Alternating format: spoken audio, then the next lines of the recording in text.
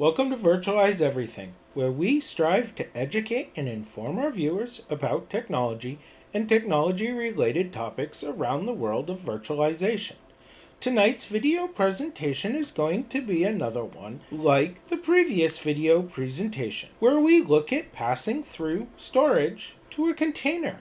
So in the previous video, we looked at how to pass through something called a blind mount using the command line.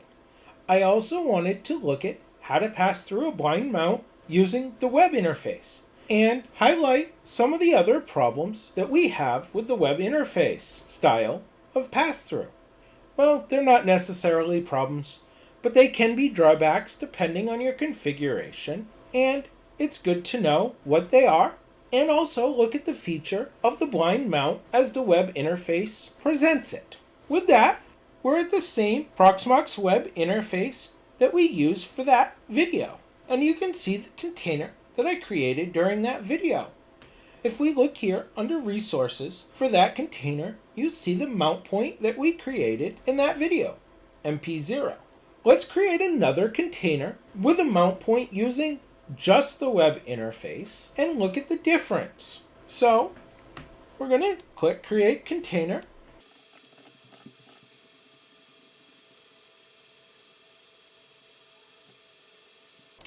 Alright, so now we've created another container. Let's highlight that container and go to Resources. And click Add, and then Mount Point. Now we can select the drive that we actually want the mount point to be stored on. And you can see we also could select our LVM drive. Now that's because this technique creates a LVM image file. And that image file is what the container is going to see as storage. So you notice you can actually select a max limit size. So when we created the previous mount point, it was a directory. It was the entire drive, or as big of capacity as available on the drive, and all of the files, or maybe just a folder on that drive, but the data that's already on that drive. When you use the web interface style of mount point, that mount point is a disk image. It's a separate disk image with separate storage. Now in both scenarios, if you were using the backup feature provided with Proxmox, neither of these storage solutions will be backed up. So just your container and your container configurations would get backed up. But with this technique, it may be easier to configure a backup for just that image file than it would be for the entire drive in some scenarios. But if you were trying to pass through a large amount of data that you already had on an external USB drive, this would be difficult. You'd actually have to go through a process of moving it to this disk image. It's not complicated, but it's an extra step that you may not want to undertake. So with that, the last thing we need to do is enter the path.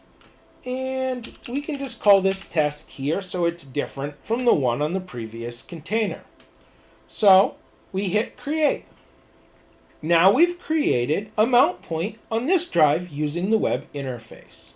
And we can start the container, and let's look at how this mount point is different from the mount point on the other container. Alright, so let's look at how the first or the old style mount point displays data. So we're going to log into our old container from our old video.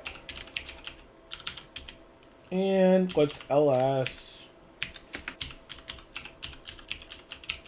So you can see the data there displayed that was on the drive. So let's switch to our other container and look at how the data there is displayed.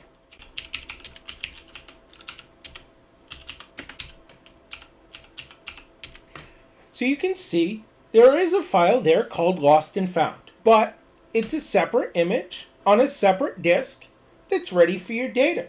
They'll both be stored to the USB drive. It might be easier to configure using the web interface Or you may want that actual mounted image for something to make it easier to back up or something like that. That's up to you and your preference. But I wanted to highlight the difference in techniques so that you could choose the correct one for you as you set up your mount points and pass your storage to a USB drive. I hope you found this video informative. Please remember to like, share, and subscribe. And as always, have a good night.